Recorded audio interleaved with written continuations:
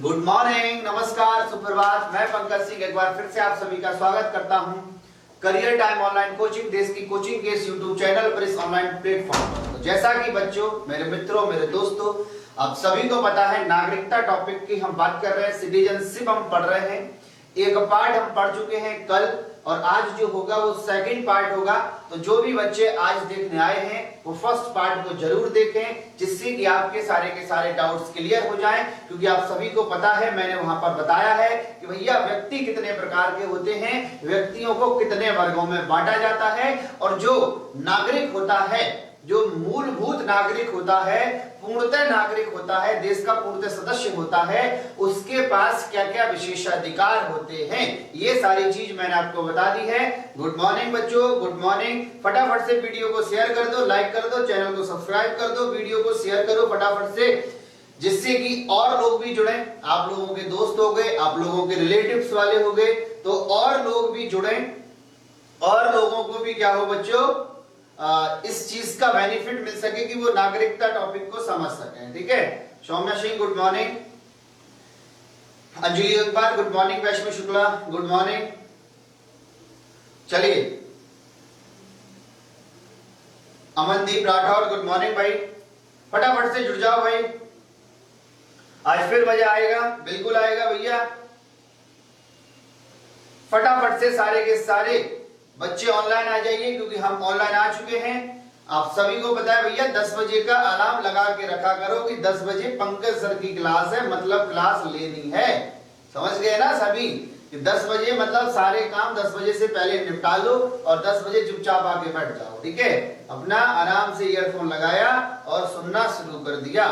ठीक है, बिल्कुल बहुत मजा आने वाला है, क्योंकि नागरिकता हम पढ़ रहे हैं भैया। Thank you Sameer Gangwar. नागरिकता हम पढ़ रहे हैं, आज नागरिकता का सेकंड पार्ट पढ़ेंगे। आज हम ये जानेंगे कि भैया नागरिकता का स्वरूप क्या है भारत में, एकल नागरिकता क्या होती है, सिंगल सिटीजनशिप क्या होती है, डबल सिटीजनशिप क्या होती है। संतोष कुमार गुड मॉर्निंग भाई, फटाफट से आ जाओ मेरे दोस्तों मित्रों। जय श्री राम देव सक्सेना, फटाफट से आ जाओ। नमस्ते मोहम्मद वसीम भाई, सारे के सारे बच्चे लाइक कर दो वीडियो को फटाफट से। लाइक करने में कोई भी गलती और कोई भी चूक नहीं होनी चाहिए, और किसी प्रकार की कोई भी कमी नहीं रहनी चाहिए।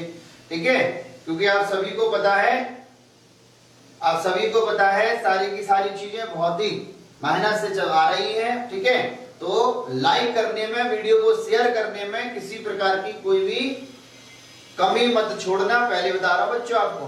ठीक है, चलिए, आई होप सभी ने लाइक कर दिया होगा और सभी आ चुके होंगे। देखिए, आज जो हम बात करने वाले हैं वो बात करने वाले हैं कि भैया भारत की जो नागरिकता है उसका स्वरूप कैसा है, भारत की जो नागरिकता है उसका स्वरूप कैसा है। चलिए जुड़िए फटाफट, फटाफट जुड़िए। बहुत बढ़िया नरवीर, बहुत बढ़िया, शानदार, शाबाश नरवीर भाई। तुमने अगर छुट्टी नहीं मारी है तो इसका बेनिफिट आपको अभी दिख रहा होगा कि आप में कितना इंप्रूवमेंट है, कितनी सारी चीजें आप सीख चुके हो, बहुत सारी चीजें आप सीख चुके होंगे। चलिए, मनी की कसम मीना रानी कह रही है। चलिए सब लोग वीडियो को लाइक कर दो भैया। चलो, तो देखिए, जैसा कि अगर हम बात करें, मैं आपको बेसिक्स बता चुका हूं, बेसिक मैंने आपको बता दिया। नागरिकता की बात कर रहे हैं, और नागरिकता की बात करें तो नागरिकता आप सभी को पता है कैसे कैसे प्राप्त होती है, क्या क्या कंडीशन होती है। गुड मॉर्निंग भाई सभी को, गुड मॉर्निंग सभी को, राम राम सभी को, गुड मॉर्निंग सभी को, राम राम सभी को, नमस्कार सभी को, सुप्रभात। फटाफट से आ जाओ, देखेंगे कि भारतीय नागरिकता का स्वरूप कैसा है। ये चीज तो हम देखेंगे, लेकिन इससे पहले मैं बता दूं, मैंने आपको नागरिकता की डेफिनेशन बता दी। और एक बात और याद रखना, भारत के संविधान में नागरिकता से संबंधित ज्यादा कुछ प्रावधान हमें देखने को नहीं मिलते। इसीलिए अगर हम बात करें ज्यादातर अधिकार किसके पास है, तो अपना आंसर क्या होगा, संसद के पास अधिकार दिए गए हैं। हम कह सकते हैं कि नागरिक, अगर आपसे क्वेश्चन पूछा जाता है कि नागरिकता से संबंधित सबसे ज्यादा अधिकार, अधिकतर अधिकार किसके पास है, तो अपना आंसर क्या होगा, संसद के पास है, संसद के पास है। ठीक है, चलो, और जैसा कि संसद समय समय पर उनमें क्या करता रहता है, चेंजेस करता रहता है, बदलाव करता रहता है। मैंने आपको 4 प्रकार के व्यक्ति बताए भैया। एक नागरिक होता है, दूसरा अन्य देशीय नागरिक, मतलब जिसे हम एलियन या फॉरेनर कहते हैं, ठीक है, जो पूरी तरह से नागरिक नहीं होता। तीसरा होता है राज्यविहीन, स्टेटलेस पर्सन होता है। और चौथा कौन होता है बच्चों? शरणार्थी होता है, रिफ्यूजी होता है, ठीक है। नागरिक जो होते हैं पूरी तरह से पूर्णतः नागरिक होते हैं, उनके पास बहुत सारे अधिकार होते हैं, बहुत सारे राइट उनको अलग से प्रोवाइड कराए जाते हैं। जैसे कि एग्जांपल की बात करें तो भैया जो नागरिक है ना, उसके पास मतदान का अधिकार होता है। मतदान का अधिकार है, आपके पास है, मेरे पास है, ठीक है, आपके घर वाले, आपके दोस्त, सबके पास है, आपके रिलेटिव्स के पास है। लेकिन अगर हम बात करें जो भी कौन है, एलियन है, जो भी स्टेटलेस है और जो भी रिफ्यूजी है, उनके पास मतदान का अधिकार नहीं होता। पहली बात ये सुनना। दूसरी बात अगर हम बात करें तो आप सभी को पता है कि जो देश का नागरिक है वही राष्ट्रपति बन सकता है, वही उपराष्ट्रपति बन सकता है, वही सर्वोच्च न्यायालय, उच्च न्यायालय न्यायाधीश बन सकता है, संसद की सदस्यता ग्रहण कर सकता है। तो बहुत सारी चीजें मैंने आपको बताई, ठीक है। बहुत बढ़िया, कुलदीप गंगवार पार्लियामेंट के पास है, ठीक है, बिल्कुल 4 प्रकार के होते हैं। चलिए आज हम जानते हैं भारतीय नागरिकता का स्वरूप कैसा है, ठीक है। हम बात करेंगे नेचर ऑफ इंडियन सिटीजनशिप की। ध्यान से सुनना और सारे बच्चे ध्यान से समझना, ठीक है। चलिए भैया नेचर की बात कर लेते हैं कि भारतीय नागरिकता का हम कह सकते हैं कि भैया नेचर कैसा है। तो आप सभी को पता है भारतीय नागरिकता का जो स्वरूप है वो कैसा है भैया? एकल नागरिकता। कैसा है? भारत की जो नागरिकता है वो कैसी है? अपना आंसर क्या होगा? एकल नागरिकता है, ठीक है। हम इसे क्या कहेंगे भैया? Single citizenship. भारत में सिंगल सिटीजनशिप का प्रावधान है, एकल नागरिकता का प्रावधान है। अब बहुत सारे बच्चों के दिमाग में ये कंफ्यूजन होता है कि सिंगल सिटीजनशिप क्या होती है और दोहरी सिटीजनशिप क्या होती है, ठीक है। देखो ऐसे देश जिनमें जो यूनिटरी को फॉलो करते हैं, हम कह सकते हैं जो एकात्मक होते हैं, जिनमें जो शासन व्यवस्था है वो एकात्मक रूप की पाई जाती है, उनमें अधिकतर एकल नागरिकता का स्वरूप हमें देखने को मिलता है, ठीक है। तो देखो एकल नागरिकता का मतलब क्या हुआ कि भैया एक नागरिकता। एक नागरिकता का मतलब क्या होगा कि यहां पर केवल और केवल राष्ट्रीय नागरिकता होती है, ठीक है। कौन सी नागरिकता भैया? राष्ट्रीय नागरिकता का प्रावधान है। इसका मतलब यह हुआ कि यहां पर ऐसा नहीं है कि भैया देश की नागरिकता और प्रांत की नागरिकता अलग अलग होगी। देखिए अगर मैं बात कर लूं किसकी? भारत की। अगर मैं बात कर लूं किसकी? भारत की। तो भारत में ऐसा बिल्कुल भी नहीं है कि देश की नागरिकता आप अलग लोगे और प्रांतों की नागरिकता, या फिर हम कह सकते हैं राज्य। प्रांत मतलब जो भी स्टेट है, अपना उत्तर प्रदेश हो गया, राजस्थान हो गया, बिहार हो गया, ऐसा, ठीक है। तो अगर हम बात करें इसकी एकल नागरिकता, यहां पर राष्ट्रीय नागरिकता को क्या करती है? रिप्रेजेंट करती है, राष्ट्रीय नागरिकता का प्रतिनिधित्व करती है। भारत में किस प्रकार की नागरिकता है? एकल नागरिकता है। भारत में अगर आपसे पूछ ले किस प्रकार की नागरिकता है? एकल नागरिकता है। और एकल नागरिकता का सिद्धांत हमने कहां से लिया है? तो हमारा आंसर होगा कि सर ब्रिटेन से लिया है। अगर आपसे पूछ ले कि एकल नागरिकता का सिद्धांत हमने कहां से लिया है, तो अपना आंसर क्या होगा भैया? ब्रिटेन से लिया है। कहां से लिया है? ब्रिटेन से लिया है। अब ध्यान से सुनना, भारत की बात करें तो भारत में एकल नागरिकता का प्रावधान है। भारत में एकल नागरिकता का प्रावधान है जिसे राष्ट्रीय नागरिकता कहा जाता है। हम ऐसा कहेंगे कि भैया जो देश की नागरिकता है और प्रांतों की नागरिकता है वो अलग अलग नहीं है, राष्ट्रीय नागरिकता का प्रावधान है। एक नागरिकता लेनी है, फिर आप पूरे भारत में, चाहे उत्तर प्रदेश में रहो, चाहे आप नागालैंड में रहो, चाहे आप बिहार में रहो, चाहे झारखंड में रहो, चाहे आप कहीं पर भी रह सकते हो, ठीक है। ऐसा नहीं है। अब दूसरी ओर अगर हम एग्जाम्पल की बात करें, दूसरी ओर अगर हम एग्जाम्पल की बात करें कि भैया दोहरी नागरिकता क्या होती है? दोहरी नागरिकता क्या होती है, ठीक है। दोहरी नागरिकता का मतलब क्या होगा? देखो पहली बात, ऐसे देश जो संघात्मक सिद्धांत पर या फिर संघात्मक प्रणाली पर काम करते हैं। कौन सी प्रणाली पर काम करते हैं बच्चों? संघात्मक प्रणाली पर काम करते हैं, जैसे कि यूएसए, जैसे कि यूएसए, जैसे कि स्विट्जरलैंड, ठीक है, जैसे कि स्विट्जरलैंड। ऐसे देश जो संघात्मक प्रणाली पर कार्य करते हैं, जैसे कि यूएसए हो गया, स्विट्जरलैंड हो गया, तो इनमें क्या होता है भैया, दोहरी नागरिकता का मतलब क्या हुआ कि भैया देश की नागरिकता आपको अलग लेनी पड़ेगी और जिस प्रांत के अंतर्गत या फिर राज्य के अंतर्गत आप रह रहे हो उसकी नागरिकता आपको अलग लेनी पड़ेगी। ये बात आपको समझनी है, ये बात आपको समझनी है, ठीक है। तो अगर हम बात करें इसकी दोहरी नागरिकता की, अगर हम बात करें इसकी दोहरी नागरिकता की, तो दोहरी नागरिकता से मतलब क्या होता है कि भैया देश की नागरिकता अलग और प्रांत की नागरिकता अलग। आप अमेरिका गए, अगर आप चाहते हो कि भैया हम अमेरिका जाएं, अमेरिका की नागरिकता लें, बिल्कुल ले सकते हो, आपके पास अधिकार है, राइट, बिल्कुल ऐसा आप कर सकते हो। लेकिन भैया आपको अमेरिका की नागरिकता अलग लेनी पड़ेगी और जिस प्रांत में आप रहोगे, जिस राज्य में आप रहोगे अमेरिका के में, उसकी नागरिकता आपको अलग लेनी पड़ेगी। भारत की बात करें बच्चों, तो भारत केवल एक देश की ही नागरिकता, मतलब हम कह सकते हैं कि अगर आप भारत की नागरिकता लेना चाहते हो और आपके पास दूसरे देश की भी नागरिकता है तो ऐसा कतई नहीं होगा।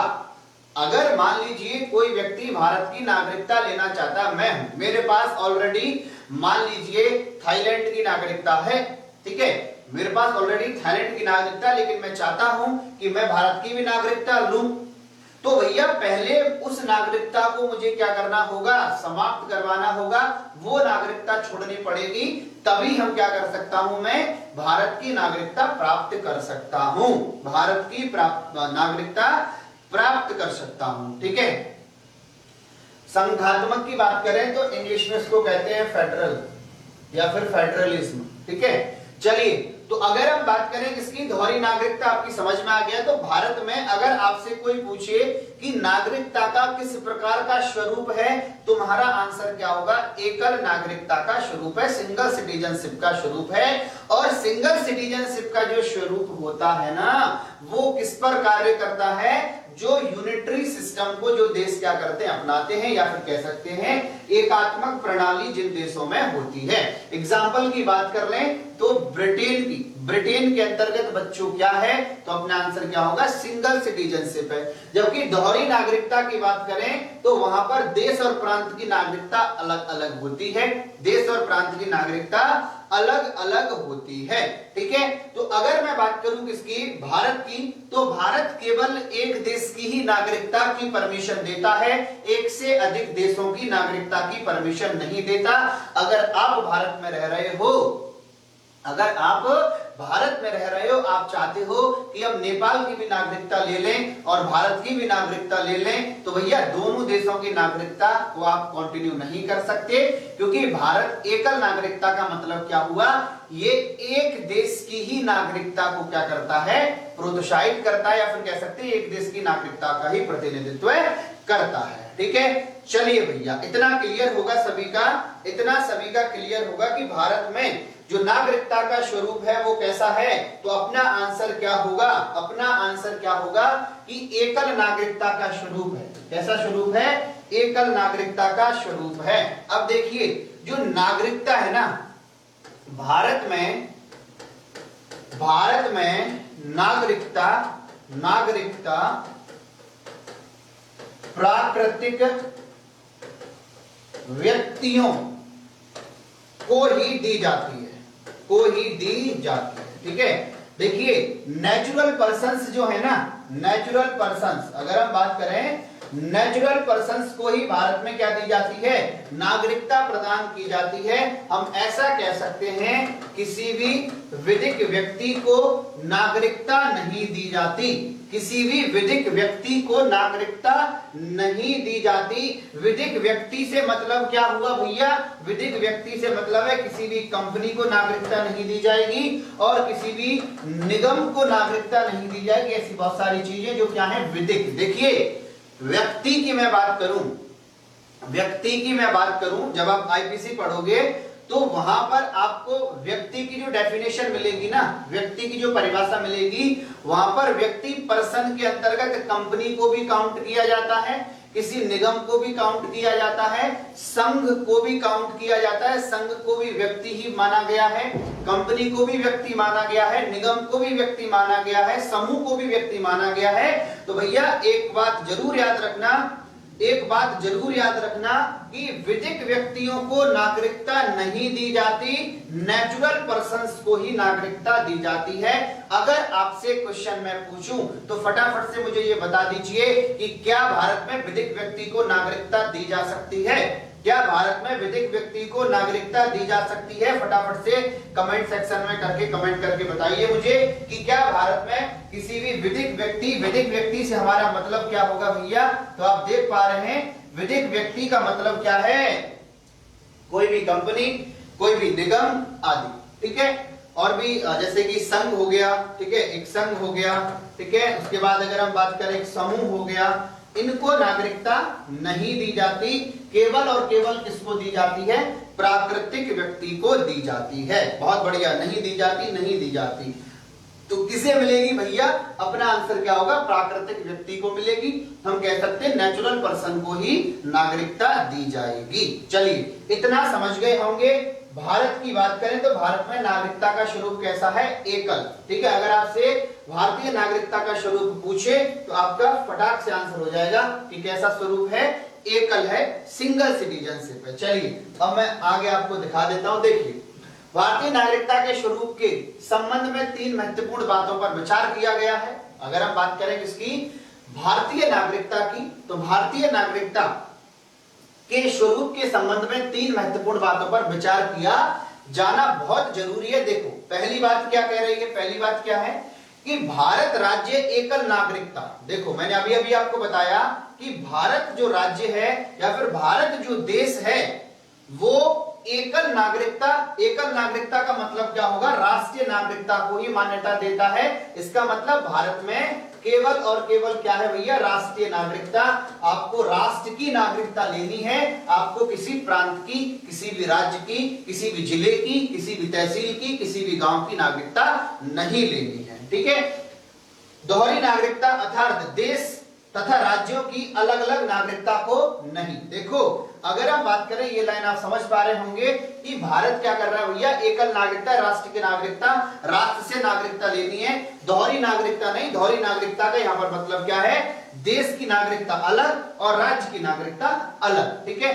ऐसा प्रावधान भारत के भीतर नहीं है। आपको केवल और केवल भारत की ही नागरिकता लेनी है, ठीक है। बहुत बढ़िया मजुरमा, प्राकृतिक व्यक्ति को भारत की नागरिकता दी जाएगी, बिल्कुल दी जाएगी, ना कि किसी विधिक व्यक्ति को दी जाएगी। विधिक व्यक्ति आप लोग समझ गए होंगे कि क्या होता है। और अगर हम बात करें इसकी प्राकृतिक व्यक्ति क्या होता है? प्राकृतिक व्यक्ति आप, मैं, ठीक है, और भी जो लोग रह रहे हैं वो सब क्या है? प्राकृतिक। कोई भी कंपनी है, कोई भी निगम है, कोई संघ है, कोई समूह है, ये क्या है? विधिक व्यक्ति इन्हें करेंगे, ठीक है। चलिए भैया, इतना क्लियर होगा, आगे बढ़ते हैं, ठीक है।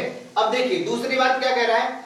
भारत राज्य अपने नागरिकों को सिर्फ भारतीय नागरिकता धारण करने की अनुमति देता है। देखिए, भारत की बात करें तो भारत केवल भारतीय नागरिकों से कहता है कि भैया आप केवल मेरी नागरिकता धारण कर सकते हो, आप मुझसे ज्यादा किसी भी और देश की नागरिकता धारण नहीं कर सकते। भारत क्या कह रहा है कि भैया देखो, आप मेरी नागरिकता ग्रहण कर सकते हो, आप ऐसा नहीं है आपने सोचा कि भैया थाईलैंड बहुत अच्छी जगह है, वहां की भी नागरिकता ले लेते हैं, आपने सोचा कि रसिया और भी अच्छी जगह है, वहां की भी नागरिकता ले लेते हैं, तो भैया ऐसे काम नहीं होगा। ऐसी बिल्कुल भी कोई भी परमिशन भारत नहीं देता, इस तरीके की कोई भी अनुमति भारत प्रदान नहीं करता। भारत प्रदान नहीं करता। भारत केवल ये कहता है कि भैया मैं केवल मेरी नागरिकता दूंगा, अगर तुम जाते हो रसिया की नागरिकता लेने तो भैया फिर वहीं चले जाओ, वहां पर ही रहो, हमारे पास आने की कोई जरूरत नहीं है, हम आपको हमारी नागरिकता कतई नहीं देंगे, ठीक है। अगर आपने दूसरे देश की नागरिकता धारण कर ली, भारत की भी और किसी दूसरे देश की, तो आपको पता है आपकी नागरिकता स्वतः ही समाप्त हो जाती है। फटाफट से वीडियो को शेयर करें, और जो भी मेरे मित्र मुझे फेसबुक पर लाइव देख रहे हैं वो भैया जरूर कहां जाएं? YouTube पर आ जाएं, वो जरूर YouTube पर आएं, जिससे कि मैं उनके कमेंट्स देख पाऊं और मैं उनके डाउट सारे के सारे क्लियर कर पाऊं। ठीक है, तो यहाँ पर आप देख सकते हैं भारत राज्य अपने नागरिकों को सिर्फ भारतीय नागरिकता धारण करने की अनुमति देता है। मतलब ये हुआ कि भैया केवल तुम भारत के नागरिक हो, फिर किसी और देश की नागरिकता आप धारण नहीं कर सकते। ठीक है, एक साथ एक से अधिक देशों की नागरिकता नहीं धारण कर सकते। ठीक है, इस सिद्धांत को दोहरी नागरिकता के बजाय एकल नागरिकता कहा जाता है। बिल्कुल सही बात है, इस सिद्धांत को क्या कहते हैं? दोहरी की जगह एकल नागरिकता। और इसी चीज का समर्थन कर रहा है कौन? भारत। इसी चीज का समर्थन कर रहा है कौन? गुड मॉर्निंग प्रदीप कुमार भाई। इसी चीज का समर्थन कर रहा है कौन? इंडिया। कि भैया मेरे यहाँ पर एकल नागरिकता का सिद्धांत है। भारत कहता है कि मेरे यहाँ पर एकल नागरिकता का सिद्धांत है, मेरे यहाँ पर दोहरी नागरिकता का सिद्धांत नहीं है। मैं केवल मेरी नागरिकता दे सकता हूं। मैं जब तुम्हारे पास मेरी नागरिकता होगी तो तुम किसी दूसरे देश की नागरिकता धारण नहीं कर सकते। तुम्हें अच्छा लगता है थाईलैंड के बैंकॉक जगह, तो तुम वहां नहीं जा सकते। तुम वहां जा सकते हो लेकिन वहां की नागरिकता धारण नहीं कर सकते। तुम्हें रशिया अच्छा लगता है तो तुम रशिया की नागरिकता धारण कर सकते हो, लेकिन तुम्हें मेरी नागरिकता छोड़नी पड़ेगी। ये बात करता है भारत। और जब ऐसी बात भारत करता है कि भैया एक साथ एक से अधिक देशों की नागरिकता नहीं, तो इसका मतलब ये भैया बात कर रहा है, समर्थन कर रहा है किसका? एकल नागरिकता का। किसका समर्थन कर रहा है? एकल नागरिकता का। तो इतनी बात क्लियर होगी, इतनी बात क्लियर होगी। मैं आपसे वादा कर रहा हूं बच्चों, जितने भी नागरिकता से संबंधित आप लोगों के डाउट्स होंगे, जितने भी नागरिकता से संबंधित आपके आज तक डाउट्स रहे होंगे, ठीक है, वो सारे डाउट आपके बिल्कुल मैं क्लियर करूंगा। ठीक है, मेरा वादा है आप लोगों से, सारे के सारे डाउट आपके क्लियर होंगे। ठीक है, थर्ड पॉइंट देखिए क्या कह रहा है। भारत में सिर्फ प्राकृतिक व्यक्ति को नागरिकता दी जाती है। भारत में सिर्फ किसको नागरिकता दी जाती है? प्राकृतिक व्यक्ति को नागरिकता दी जाती है, विधिक व्यक्तियों को नहीं दी जाती। जैसे कि किसी कंपनी को नागरिकता नहीं दी जा सकती, किसी निगम को नागरिकता नहीं दी जा सकती, किसी समूह को नागरिकता नहीं दी जा सकती, किसी भी संघ को नागरिकता नहीं दी जा सकती। तो बिल्कुल अगर हम बात करें, एक समूह है, वो कहे भैया मुझे नागरिकता चाहिए, भैया वो समूह है, वो क्या है? समूह है, उसको नागरिकता नहीं दी जा सकती। ठीक है, अगर कोई कंपनी कहे कि मुझे नागरिकता चाहिए, तो भैया वो कंपनी है, उसे नागरिकता नहीं मिलेगी। ठीक है, यदि कोई व्यक्ति किसी देश की, क्या कह रही हो मधुरमा ने अपना मैसेज डिलीट कर दिया। ठीक है, सब क्लियर होगा, बिल्कुल सारे डाउट आपके क्या हो जाएंगे? क्लियर हो जाएंगे। ठीक है, चलिए भैया, चलिए सर, अक्षय कुमार को कनाडा की नागरिकता प्राप्त है, क्योंकि कनाडा में दोहरी नागरिकता का प्रावधान है ना। अगर हम बात करें किसकी? कनाडा की, तो कनाडा के अंतर्गत क्या है? दोहरी नागरिकता का प्रावधान है। ठीक है, चलिए अब हम बात करते हैं भैया एकल नागरिकता क्या है। देखो अब हम आगे हैं इस पर कि भैया एकल नागरिकता क्या है। यहां से आप चीजें समझ जाएंगे। एकल नागरिकता का मतलब होता है एक देश की नागरिकता, एक देश की नागरिकता। ठीक है, नागरिकता, या फिर हम ऐसा कह सकते हैं उस देश के अंतर्गत जो भी कौन है? देश, ठीक है, या फिर प्रांत हैं, ठीक है, या फिर जो राज्य हैं, उनकी नागरिकता आपको नहीं लेनी है। आपको केवल किसकी नागरिकता लेनी है?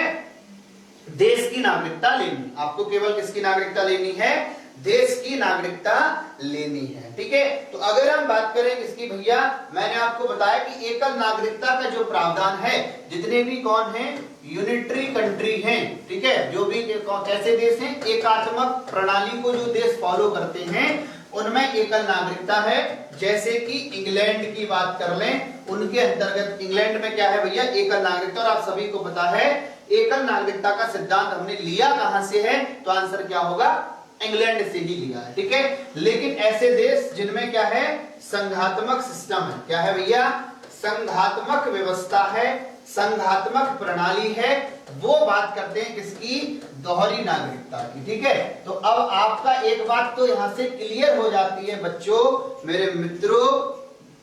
ठीक है, एक बात तो आपकी यहां से क्या हो जाती है? क्लियर हो जाती है कि जो भी कंट्री एकात्मक प्रणाली को फॉलो कर रहा है, एकात्मक प्रणाली को मान रहा है, वो सिंगल सिटीजनशिप की बात करता है, या फिर कह सकते हैं वो समर्थक है किसका? एकल नागरिकता का। किसका समर्थक होगा? एकल नागरिकता का वो समर्थक है। लेकिन वहां जहां पर संघात्मक प्रणाली की बात आ जाती है वो बात करता है किसकी? दोहरी नागरिकता की। तो दो बातें यहां से क्लियर हो जाती हैं कि एकात्मक या फिर कह सकते हैं यूनिटरी सिस्टम को जो देश मान रहा है, जो देश यूनिटरी सिस्टम का समर्थक है, वो बात करता है एकल नागरिकता की या फिर सिंगल सिटीजनशिप की, और जो देश संघात्मक या फिर फेडरल या फिर फेडरलिज्म को जो फॉलो कर रहा है, ठीक है, वो बात करता है किसकी? दोहरी नागरिकता की, डबल सिटीजनशिप की। तो बताइए क्या इतना सबका क्लियर है? फटाफट से कमेंट बॉक्स में कमेंट करके मुझे ये बताओ कि क्या इतना क्लियर है? जितना अभी तक आप लोगों ने पढ़ा है, क्या यहां तक सब समझ में आ गया? यहां तक सब कुछ क्लियर है? तो फटाफट से कमेंट करो।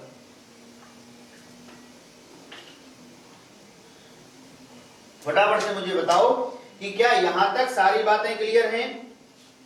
यहां तक सारी बातें अगर क्लियर हैं तो हम क्या करते हैं भैया? आगे बढ़ते हैं। ठीक है, यस, क्लियर है, क्लियर है, क्लियर है, बहुत बढ़िया। प्रीति कश्यप कह रही है क्लियर, एन के प्रजापति कह रहे हैं क्लियर है, राजीव यादव कह रहे हैं क्लियर है, बहुत बढ़िया। फटाफट से और बच्चों को भी जोड़ो भैया, क्योंकि नागरिकता का टॉपिक चल रहा है और बहुत ही बढ़िया टॉपिक चल रहा है। ठीक है, क्योंकि नागरिकता से संबंधित बहुत सारे डाउट्स होते हैं, क्योंकि आप सबको पता भैया अभी रिसेंटली सीएए की बात चल रही है, सीएए तो आ चुका है, एनआरसी की बात चल रही है। ठीक है, तो व्यक्ति किसी देश की नागरिकता अपनाना चाहता है तो मिल सकती है, लेकिन भारत की नागरिकता नहीं। बिल्कुल बिल्कुल सही बात है मधुरमा आर्य जी, आपकी एकदम बिल्कुल करेक्ट बात कह रही हैं आप, शाबाश, शानदार, बहुत बढ़िया। चलिए बच्चों आगे बढ़ते हैं और एकल नागरिकता के सिद्धांत को जानते हैं। देखिए एकल नागरिकता का अर्थ है देश के सभी व्यक्ति सिर्फ एक देश के ही नागरिक होंगे। देखिए एकल नागरिकता का अर्थ क्या है कि भैया जो देश के सभी नागरिक हैं वो उसी देश के नागरिक होंगे, वो किसी और देश के नागरिक हम कह सकते हैं, या फिर वो तो ना तो राज्य के नागरिक होंगे ना किसी प्रांत विशेष के नागरिक नहीं होंगे। पहली बात क्लियर होगी कि एकल नागरिकता का मतलब यह हुआ कि देश के सभी व्यक्ति सिर्फ देश के ही नागरिक होंगे, किसी राज्य या प्रांत विशेष के नागरिक नहीं होंगे। एकल नागरिकता सिद्धांत ब्रिटेन से, अरे एक ही बात है भैया, मोहम्मद कयूम, एक ही बात है, इंग्लैंड ब्रिटेन। ठीक है, उसमें कोई ऐसी उसमें डाउटफुल कुछ नहीं है, एक ही बात है। उसमें इंग्लैंड की बात करें ब्रिटेन की बात करें तो वो एक ही बात है। ठीक है, चलिए इंग्लैंड जैसे एकात्मक देशों में एकल नागरिकता की धारणा प्रचलन में है। इंग्लैंड की बात करें तो वो एकात्मक, ठीक है, या फिर इंग्लैंड जैसे देश और भी ऐसे देश हैं जिनके अंतर्गत क्या है, यूनिटरी सिस्टम है, या फिर हम कह सकते हैं एकात्मक सिस्टम है। क्या है भैया? एकात्मक सिस्टम चलता है। ठीक है, यूनिटरी कंट्रीज हैं, उनके अंतर्गत एकल नागरिकता की धारणा है। जबकि अमेरिका और स्विट्जरलैंड, जबकि अमेरिका एवं स्विट्जरलैंड जैसे संघात्मक देशों में, देखो मैंने आपको बताया था कि भैया संघात्मक देश जो होगा वो दोहरी नागरिकता का समर्थक होता है, और एकात्मक जो देश कह सकते हैं कि जो एकात्मक देश होता है, एकात्मक प्रणाली को जो देश फॉलो करता है वो एकल नागरिकता का समर्थक होता है। हाँ बिल्कुल मधुरमा, आपकी बात सही है। ठीक है, तो अगर हम बात करें इसकी, संघात्मक देशों में दोहरी नागरिकता का नियम लागू है, संघात्मक देशों में दोहरी नागरिकता का नियम लागू है। ठीक है, इन देशों के नागरिक देश के नागरिक भी होते हैं और अपने प्रांत के नागरिक। देखो मैंने आपको अभी बताया था कि ऐसा कोई भी देश जहां पर दोहरी नागरिकता है, डबल सिटीजनशिप है, ऐसा कोई भी देश जहां पे दोहरी नागरिकता है, डबल सिटीजनशिप है, तो वहां पे क्या होगा भैया, वहां पर जो नागरिक है वो देश का नागरिक भी होगा और किसी प्रांत का नागरिक भी होगा। अब मैं आपको एग्जांपल दे देता हूं, मैं बता देता हूं कि अगर आप अमेरिका जाते हो, अमेरिका की नागरिकता लेना चाहते हो, तो आपको देश की नागरिकता तो लेनी पड़ेगी, साथ ही साथ आप कैलिफोर्निया में रह रहे हैं तो कैलिफोर्निया की नागरिकता अलग से लेनी पड़ेगी। ठीक है, अगर आप मिसिसिपी में रह रहे हैं तो वहां की नागरिकता आपको अलग से लेनी पड़ेगी। ठीक है, तो दोहरी नागरिकता, देश की नागरिकता अलग और प्रांत की नागरिकता अलग। भारत में ऐसा नहीं है। भारत की बात करें तो भारत में एकल नागरिकता, केवल देश की नागरिकता आपके पास होनी चाहिए। चलिए, जहां तक भारत का प्रश्न है या एकल नागरिकता, जहां तक भारत का प्रश्न है यहाँ एकल नागरिकता स्वीकार की गई है। इस विषय में भारतीय संविधान एकात्मक के पक्ष में झुका है, ना कि संघात्मक के पक्ष में। बिल्कुल सही बात है। अगर हम बात करें, आपसे क्वेश्चन पूछ लेता है कि भैया ये बताइए कि भारत का संविधान एकात्मक की ओर झुका है या फिर संघात्मक की ओर, तो आप ऐसे समझ सकते हो यहां से, जैसे कि पीसीएस वगैरह क्वेश्चन पूछ लेता है कि भारत के संविधान का झुकाव एकात्मकता की ओर है, कारण बताइए। ठीक है, तो वहां पर आप आसानी से क्या कर सकते हो, कारण लिख सकते हो कि क्या क्या कारण हैं कि भारत में क्या है भैया, एकात्मक सिंगल सिटीजनशिप है। ठीक है, भारत में क्या है, सिंगल सिटीजनशिप है, जिससे हमें ये पता लगता है कि भारत का संविधान एकात्मकता या फिर एकात्मकता की ओर झुका हुआ है। ठीक है, भारत की बात करें तो भारत में एकल नागरिकता का प्रावधान है। यहाँ पर केवल देश की नागरिकता कार्य करती है। भारत देश की नागरिकता का समर्थक है, ना कि प्रांत और राज्यों की नागरिकता का। तो आप समझ सकते हैं कि भैया संघात्मकता या फिर संघात्मकता की ओर नहीं झुका हुआ, ये बात आपको समझनी है। आई होप यहां तक क्लियर होगा बहुत अच्छे तरीके से। इतना समझ गए होंगे सभी बहुत ही शानदार और अच्छे तरीके से। ठीक है, तो भारत का संविधान, फटाफट से मुझे कमेंट बॉक्स में कमेंट करके बताइए, भारत के संविधान का झुकाव एकात्मकता की ओर है या संघात्मकता की ओर? भारत के संविधान का झुकाव एकात्मकता की ओर है या संघात्मकता की ओर? भारत के संविधान का झुकाव यूनिटरी की तरफ है या फिर फेडरलिज्म की तरफ है या फिर फेडरल की तरफ है? फटाफट से बताइए, फटाफट से कमेंट बॉक्स में कमेंट करके बताइए मुझे कि भारत का संविधान किधर झुका हुआ, एकात्मकता के पक्ष में या फिर संघात्मकता के पक्ष में?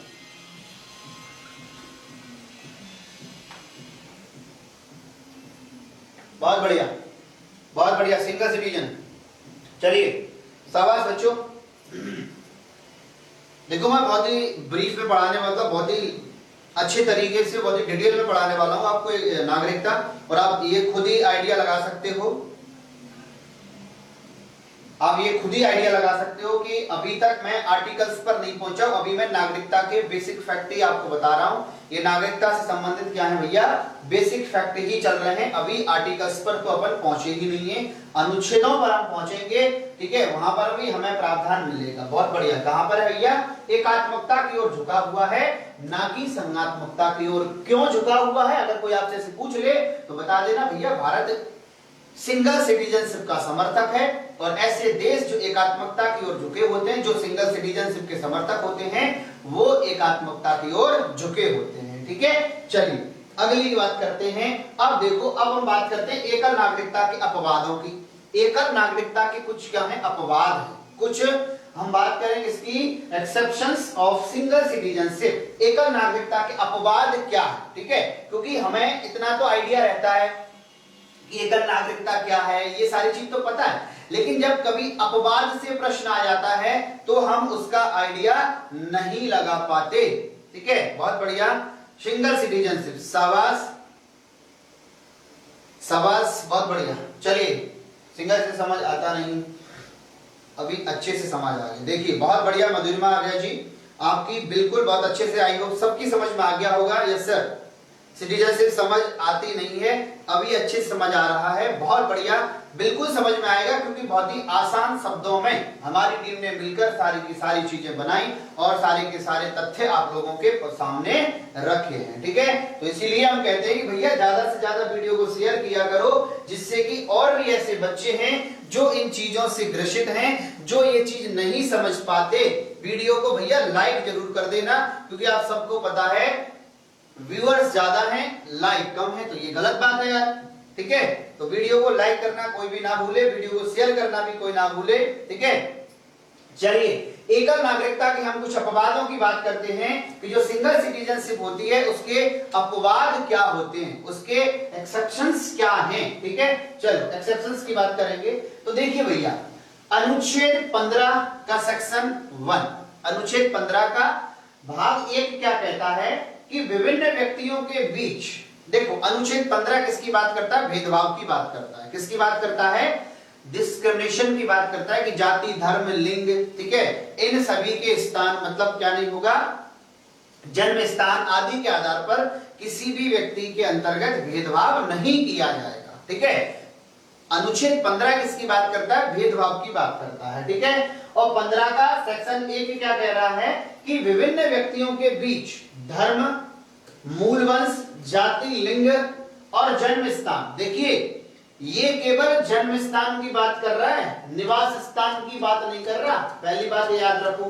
देखिए अनुच्छेद नंबर 15 जन्म स्थान की बात करता है, ना कि निवास स्थान की बात करता है। नीचे मैं आप लोगों के कमेंट देखता हूं, ठीक है, ये ना समझना नीचे सर कुछ देख रहे हैं, ठीक है। डिस्क्रिप्शन की, पवन सिंह बहुत बढ़िया, डिस्क्रिप्शन की बात करता है। तो देखिए अगर हम बात करें इसकी, अनुच्छेद 15 का सेक्शन 1 क्या कह रहा है कि विभिन्न व्यक्तियों के बीच धर्म, मूल वंश, जाति, लिंग, जन्म स्थान या इनमें से किसी आधार पर भेदभाव करने पर क्या लगा है भैया? रोक लगा दी गई है। बहुत बढ़िया नरवीर यादव, थैंक यू मेरे भाई।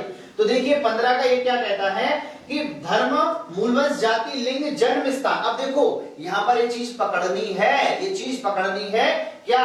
ये जन्म स्थान की बात कर रहा है, निवास स्थान की बात नहीं कर रहा। जन्म स्थान की बात कर रहा है भैया, जहां पर जन्म हुआ है उसकी बात कर रहा है कि उसके आधार पर भेदभाव नहीं किया जाता। इसका मतलब निवास स्थान का कोई प्रावधान नहीं है 15 के अंतर्गत निवास स्थान। इसका मतलब ये हुआ बच्चों, इसका मतलब ये हुआ मित्रों कि भैया निवास स्थान के आधार पर भेदभाव किया जा सकता है। इससे आप समझ सकते हैं ये क्या कर रहा है? धर्म के आधार पर नहीं होगा, बिल्कुल सही बात है।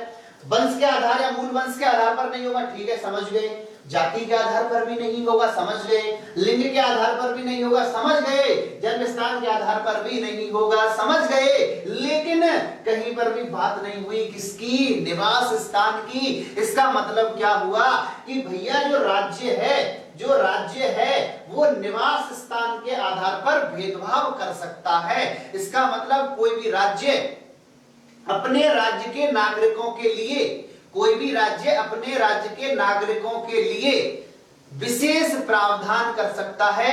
जो विशेष रूप से पिछड़े नागरिक हैं उस राज्य के, वो उनके लिए क्या कर सकता है? विशेष प्रावधान कर सकता है। शैक्षणिक संस्थानों में उनके लिए आरक्षण का प्रावधान कर सकता है।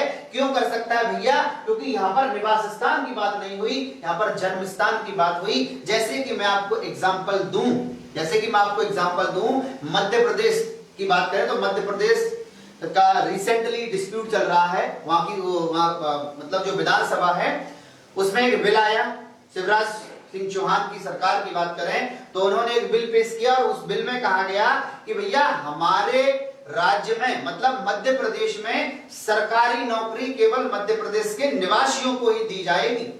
जो मध्य प्रदेश का मूल निवासी है उसको ही गवर्नमेंट जॉब दी जाएगी मध्य प्रदेश के अंतर्गत, राज्य सरकार के अंतर्गत।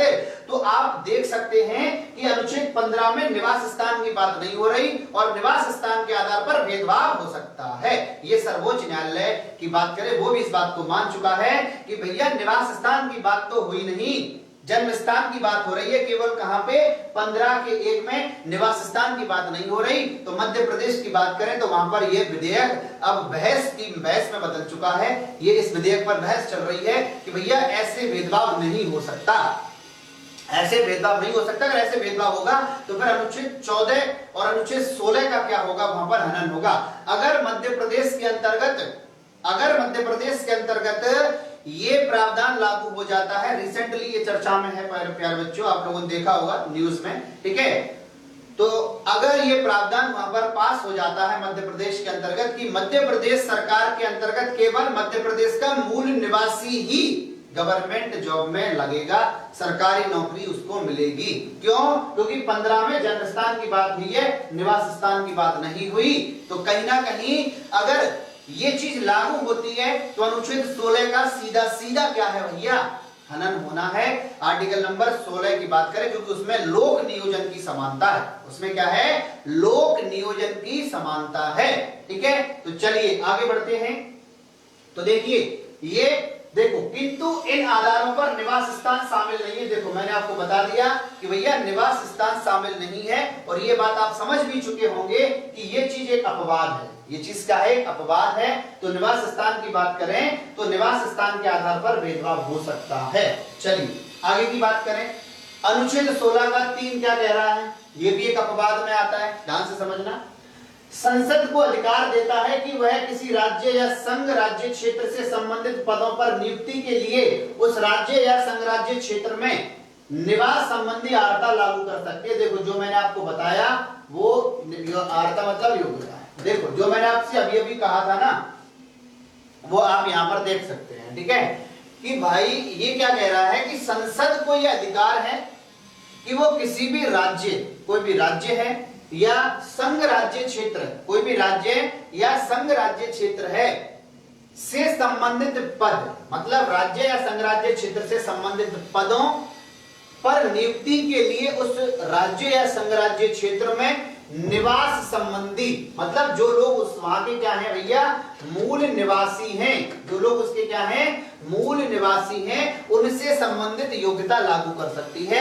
आगे चल के ये लिख भी दिया गया है आर्टिकल नंबर 16 के 3, ठीक है। और अगर आपसे पूछ लिया जाए कि वर्तमान में ये जो सिचुएशन आपको दिख रही है ना, कि भैया जो लोग जिस राज्य के मूल निवासी हैं, जिस संघ शासित राज्य क्षेत्र के मूल निवासी हैं, उन्हीं को कह सकते हैं कि नौकरी मिलेगी, उन्हीं को पदों पर नियुक्ति मिलेगी। ये चीज वर्तमान में लागू है। और कहां पर लागू है, आंध्र प्रदेश में लागू है, ठीक है। वर्तमान में आंध्र प्रदेश को छोड़कर किसी भी राज्य में ऐसी व्यवस्था लागू नहीं है। तो ये चीज आप याद रखें कि आंध्र प्रदेश में जो सिस्टम है, एमपी करंट में थे ये सर शिवराज,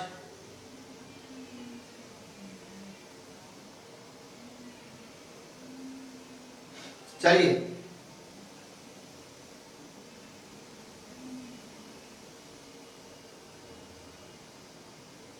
क्या कह रहे हो नरवीर यादव, मैं समझ नहीं पाया यार।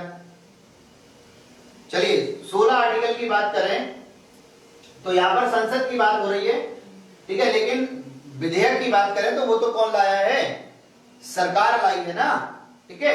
चलिए तो अगर हम बात करें किसकी, वर्तमान में ये चीज कहां पर लागू है, तो अपना आंसर क्या होगा, आंध्र प्रदेश को छोड़कर बाकी किसी भी राज्य में ये चीज लागू नहीं है।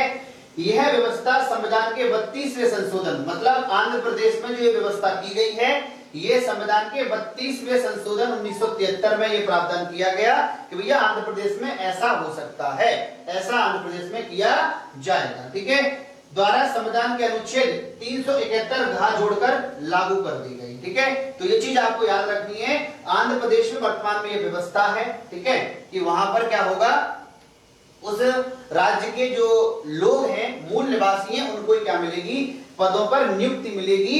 किस संशोधन में ये बात कही गई, 32वें संशोधन में ये बात कही गई। और कहां पर ये वर्तमान में जोड़ा गया, तो अनुच्छेद 371 के घ में इसे जोड़ दिया गया है, ठीक है। चलिए आगे बात करते हैं। अब देखो, जन्म स्थान नहीं वंश पर आधारित नागरिकता क्या होती है। चलो ये चीज आप देखें, यहां पर इतना क्लियर होगा। फटाफट से मुझे आप लोग ये बताइए कि क्या यहां तक सबका क्लियर है, क्या यहां तक सभी का क्लियर है, क्या यहां तक आप सभी की समझ में आ चुका है।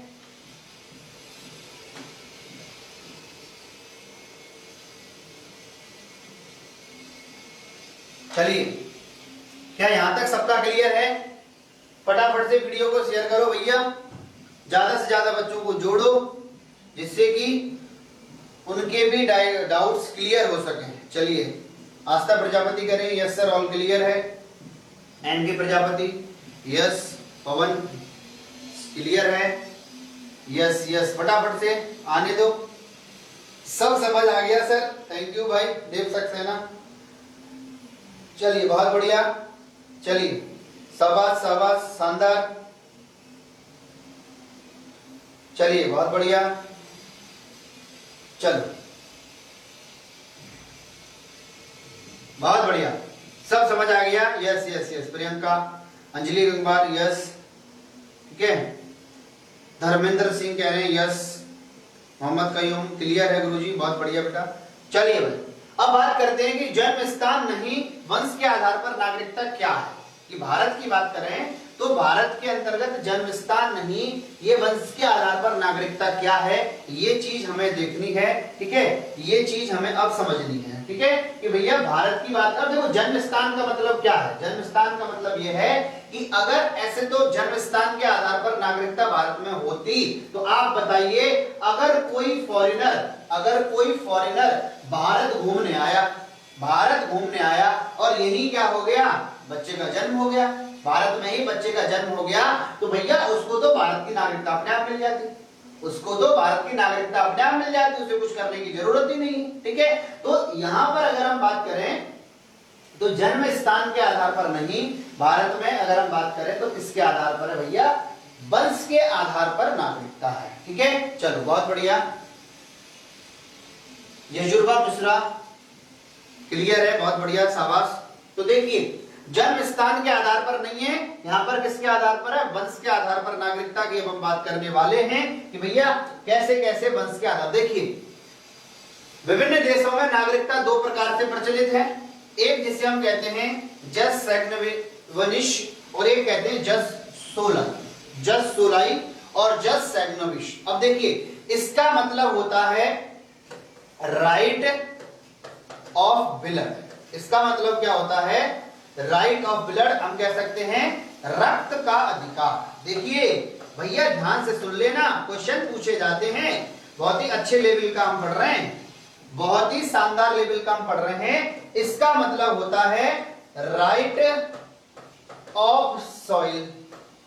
ठीक है, इसका मतलब क्या, जस सोलाई का मतलब राइट ऑफ सॉइल, मतलब भूमि का अधिकार या फिर मिट्टी का अधिकार। देखो इसका मतलब क्या, चलिए अगर हम बात करें किसकी, चलो मैं इसे थोड़ा सा ऊपर कर देता हूं, दो प्रकारों, इन दो प्रकारों की बात कर रहे हैं। एक तो भैया जस सैग्नविश के आधार पर नागरिकता और एक जस सोलाई के आधार पर। ये जो आपको दिख रहा है इसे हम कहते हैं राइट ऑफ ब्लड, रक्त का अधिकार। रक्त का अधिकार क्या हुआ, ब्लड रिलेशन सुना होगा आप लोगों ने। ठीक है, एक तो आपने सुना है भैया ब्लड रिलेशन। ठीक है, इसका मतलब क्या हुआ, ये कौन सा सिद्धांत है, बहुत सारे देशों की मैं बात करूं तो उनमें यह सिद्धांत चलता है, रक्त का अधिकार उनमें चलता है। ठीक है, रक्त का अधिकार मतलब क्या हुआ कि भैया एक बच्चे का जन्म जिस आधार मतलब जिस देश में हुआ है, या फिर हम कह सकते हैं वो बच्चा जिस देश में पैदा हुआ है वो उस देश का नागरिक माना जाएगा, ब्लड की बात कर लें, या फिर हम कह सकते हैं कि इसके अनुसार नागरिकों के बच्चे नागरिक होंगे चाहे वो जहां पैदा हुए हो। हम देखो ऐसा कह सकते हैं, देखो रक्त की बात करें, जैसे कि मान लीजिए ठीक है आप हैं, ठीक है आप कहां रह रहे हो, यूएसए में रह रहे हो। ठीक है, मान लीजिए कलुआ है, ठीक है, कलुआ कहां गया, यूएसए गया हलवाई की नौकरी करने। कलुआ कहां गया, यूएसए गया क्या करने, हलवाई की नौकरी करने। ठीक है, और इस कलुआ को क्या हुआ, अमेरिका की एक भूरी पसंद आ गई, अमेरिका की एक भूरी क्या आ गई भैया, पसंद आ गई। इसने उससे क्या कर ली, शादी कर ली। कलुआ ने इससे क्या कर ली, शादी कर ली। तो यहां पर कंडीशन क्या हो जाएगा, अलग हो जाएगी। ठीक है, चलिए तो अगर हम बात करें इसकी, यहां पर कंडीशन क्या हो जाएगी, अलग हो जाएगी। तो भैया ये कंडीशन थोड़ी अलग हो जाएगी, इसको आप समझने की कोशिश करें कि जैसे कि मान लो कलुआ है, अब कलुआ की बात करें तो कलुआ भारत का नागरिक है। ठीक है, और भूरी की बात करें तो भूरी ने भी क्या कर ली, भारत की नागरिकता प्राप्त कर ली। भूरी ने भी क्या कर ली, भारत की नागरिकता प्राप्त कर ली। तो देखिए इनका जो बच्चा होगा वो भारत का नागरिक माना जाएगा। ब्लड की बात कर लें, देखो इसका मतलब यह है कि जो व्यक्ति भारत का नागरिक है, ठीक है, उसका बच्चा चाहे कहीं पर भी पैदा हो वो क्या होगा, भारत का नागरिक होगा। इसका मतलब ये हुआ कि ये जो सिद्धांत है ना, राइट ऑफ ब्लड, ठीक है, रक्त का अधिकार, ये बताता है कि भैया जो नागरिक हैं उनका बच्चा क्या होगा, नागरिक माना जाएगा, और जो अप्रवासी हैं या फिर गैर नागरिक हैं उनका बच्चा नागरिक नहीं माना जाएगा। ठीक है, चलिए अगर हम बात करें किसकी, यहां पर रक्त की बात करें तो रक्त की बात आपको समझ में आ गई होगी कि जो व्यक्ति नागरिक है, जिस व्यक्ति के पास भारत की नागरिकता है, यदि किसी भारतीय का जन्म भी विदेश में होता है तो उसे भी अपने माता पिता की नागरिकता के आधार पर भारत का नागरिक मिल सकता है, वंश का आधार। बिल्कुल हम ऐसा कहेंगे, मधुरमा जी बिल्कुल सही बात है आपकी। लेकिन रक्त की मैं बात करूं, ठीक है, रक्त की मैं बात करूं तो रक्त का मतलब क्या है? विलड़। विलड़ का मतलब ये कि जो व्यक्ति भारत का नागरिक है, जो व्यक्ति भारत का नागरिक है, उसका जो बच्चा जहां कहीं भी पैदा हुआ हो, जहां कहीं भी पैदा हुआ हो, वो अपने माता पिता के आधार पर भारत का नागरिक माना जाएगा। लेकिन अगर मान लीजिए कोई ऐसे लोग हैं जो भारत के अंदर रह रहे हैं, भारत के अंदर रह रहे हैं, उनका बच्चा भारत में पैदा हुआ है, लेकिन वो भारत के नागरिक नहीं है, वो भारत के, जैसे कि मान लीजिए राजदूत है, अब राजदूत मान लीजिए रूस का राजदूत है, भारत में रह रहा है, ठीक है। अब यहां पर क्या होता है कि वो अपनी फैमिली के साथ रह रहा है, उनका एक बच्चा पैदा हुआ कहां? भारत में, तो भैया वो रक्त के आधार पर भारत का नागरिक नहीं माना जाएगा, ठीक है। तो इसका मतलब यह कि नागरिक के बच्चे को नागरिक माना जाएगा और गैर नागरिक के बच्चे को गैर नागरिक माना जाएगा, ठीक है, चाहे नागरिक का बच्चा कहीं पर भी पैदा हो। भूमि की बात करें तो ये कह देता है कि भैया बच्चा जहां पर पैदा हुआ है, मतलब चाहे वो नागरिक हो और चाहे वो नागरिक नहीं हो। देखो मान लो, जैसे कि मान लो कोई विदेश से कोई लोग भारत में ट्रैवल करने आए, घूमने आए, अब उनका बच्चा कहां हुआ? भारत में पैदा हो गया, तो यहां पर क्या कह दिया कि भैया भूमि के अधिकार के आधार पर वो क्या होगा? उस देश का नागरिक माना जाएगा। लेकिन भारत की बात करें तो भारत की मैं के अंतर्गत रक्त का जो व्यवस्था है ये ज्यादा प्रचलन में है, ठीक है। चलो आगे बढ़ते हैं। यहां पर मैं आपको समझा, जस सैग्निविस का अर्थ है रक्त का अधिकार। कई देश नागरिकता का निर्धारण इस सिद्धांत पर करते हैं, ठीक है। रक्त का अधिकार मतलब राइट टू ब्लड, ठीक है, राइट टू ब्लड, ठीक है, या फिर राइट ऑफ ब्लड आएगा यहाँ पे, ठीक है, राइट ऑफ ब्लड, ठीक है। तो रक्त का अधिकार है भैया। इसके अनुसार देश के नागरिकों के बच्चे नागरिक होंगे, देश के नागरिकों के बच्चे नागरिक होंगे, चाहे वे जहां पैदा हुए हों, और अनागरिकों के बच्चे देश के नागरिक नहीं होंगे, चाहे वो देश के भीतर पैदा हुए हों। बताइए क्या इतना क्लियर है? बताइए क्या इतना क्लियर है? फटाफट से बताइए क्या इतना क्लियर है सभी का? देखिए आप समझ पा रहे होंगे, आप लोग समझ पा रहे होंगे कि भैया इसके अनुसार मतलब रक्त के आधार पर रक्त का जो अधिकार है वो भारत के अंतर्गत आज चलता है, ठीक है, वो रक्त का अधिकार भारत के अंतर्गत आज चलता है। बिल्कुल आप समझ गए होंगे, राहुल गांधी तो नागरिक है, उनके पिता, बिल्कुल सही बात है, बिल्कुल मनु आपकी सही बात है, मनु कुमारी आपकी एकदम सही बात है, ठीक है। इसके अनुसार देश के नागरिक का बच्चा नागरिक होगा, चाहे उसका जन्म दुनिया में कहीं पर भी हुआ है, अगर उसके माता पिता भारत के नागरिक हैं तो वो भारत का नागरिक होगा। और अनागरिक जो भारत के अंतर्गत गैर प्रवासी हैं या फिर किसी काम से भारत में रह रहे हैं, घूमने भारत में आए हैं, उनका बच्चा अगर भारत के अंतर्गत हुआ है तो वो भारत का नागरिक नहीं माना जाएगा। इसका मतलब ये हुआ कि नागरिक का बच्चा नागरिक होगा और गैर नागरिक का बच्चा नागरिक नहीं बनेगा। बिल्कुल इस बात की हम बात करें रक्त के अधिकार की तो आप समझ चुके होंगे, ठीक है, बहुत बढ़िया, थैंक यू मोहम्मद कयूम। अब देखिए जस शोलाई का अर्थ क्या है? भूमि का अधिकार। नागरिकता के सिद्धांत में व्यक्ति की नागरिकता उसके जन्म स्थान तय करता है। मतलब यह हुआ कि भैया व्यक्ति का जन्म कहां हुआ है। अगर मान लीजिए मैंने आपको अभी बताया ब्रिटेन से दो मतलब एक फैमिली मतलब हस्बैंड वाइफ भारत घूमने आए और उनका एक बच्चा पैदा हो गया कहां? दिल्ली में, ठीक है। तो इस आधार पर भूमि का आधार अगर है तो वो भारत का नागरिक माना जाएगा, उसको भारत की नागरिकता अपने आप स्वतः ही मिल जाएगी, ठीक है, उसे कुछ करने की जरूरत नहीं होगी। तो आप देख सकते हैं जन्म स्थान, उसका जन्म स्थान ये बात तय करेगा कि उसका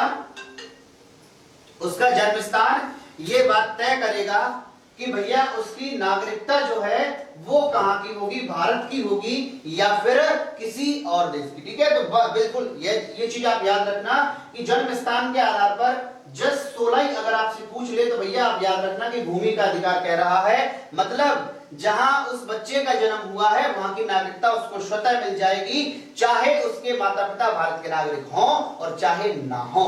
भारत में ये आजकल प्रचलन में नहीं है, भारत में ज्यादा प्रचलन में क्या है, तो आपका आंसर क्या होगा?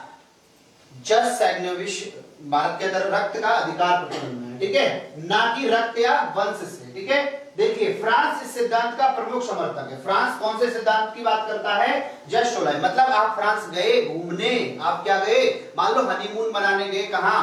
फ्रांस, ठीक है। और वहीं क्या हो गया, बच्चा पैदा हो गया, मान लो ऐसा कह रहे हैं, ठीक है। वहां पर क्या हो गया, बच्चा पैदा हो गया, तो अगर हम बात करें उस बच्चे को क्या मिल जाएगी, फ्रांस की नागरिकता मिल जाएगी, ठीक है। उस बच्चे को फ्रांस की नागरिकता स्वतः मिल जाएगी, आप चाहे नागरिक हो और चाहे ना। ये सब एग्जाम्पल है बच्चों, ठीक है। तो देखिए फ्रांस इस सिद्धांत का समर्थक है, भूमि का। आप फ्रांस गए, वहां बच्चा पैदा हुआ, वो आपका बच्चा फ्रांस का नागरिक माना जाएगा। अमेरिका वर्तमान में ये सिद्धांत, अमेरिका में भी भैया ये प्रचलन में, अमेरिका में भी भूमि का अधिकारी प्रचलन में है। अगर आप अमेरिका गए, वहां भी बच्चा पैदा हुआ, तो वो बच्चा आपका अमेरिका का नागरिक माना जाएगा।